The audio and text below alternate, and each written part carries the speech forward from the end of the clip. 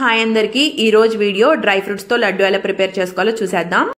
First ఒక mixie jar తీసుకోండి. అందులో roasted badams, hazelnuts, pecan nuts, pistas and Brazil nuts ని వేసుకోండి. ఇవన్నీ ఆయిల్ కానీ నెయ్యి కానీ ఏం వేయకుండా డ్రై రోస్ట్ చేసుకోండి.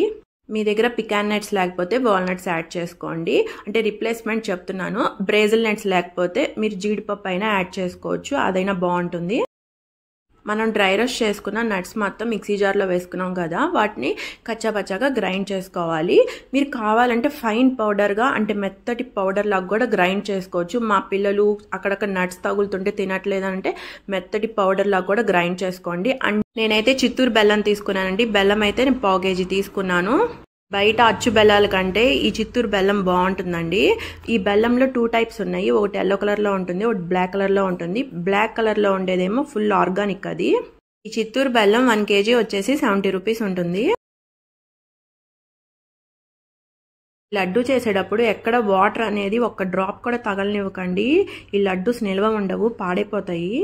ఇలాచీ పౌడర్ కానీ నెయ్యి కానీ యాడ్ చేయాల్సిన అవసరం అసలుకి లేదు. కావాలంటే మీరు నెయ్యి యాడ్ చేసుకోవచ్చు, ఇలాచీ పౌడర్ కూడా యాడ్ చేసుకోవచ్చు. చూసారు కదా, గ్రైండ్ చేసుకున్న బెల్లంని ఈ డ్రై ఫ్రూట్ పౌడర్లోకి వేసి మొత్తం మిక్స్ అయ్యేలా కలుపుకొని ఇలా లడ్డు చేసుకోండి. ఈ లడ్డు అయితే 1 వీక్ నిల్వ ఉంటుంది. బయట పెడితే, ఫ్రిడ్జ్లో పెడితే 15 days నిల్వ ఉంటుందండి. వేసిన ఈ నట్స్ మొత్తం హెల్త్కి చాలా అంటే చాలా మంచిదండి.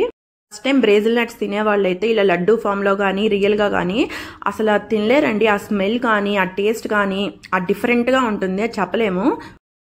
నట్స్ గురించి మీరు గూగుల్ చేసి చూడండి, ఒకసారి మీకే తెలుస్తుంది ఇవెంత హెల్దీయా అని చెప్పేసి.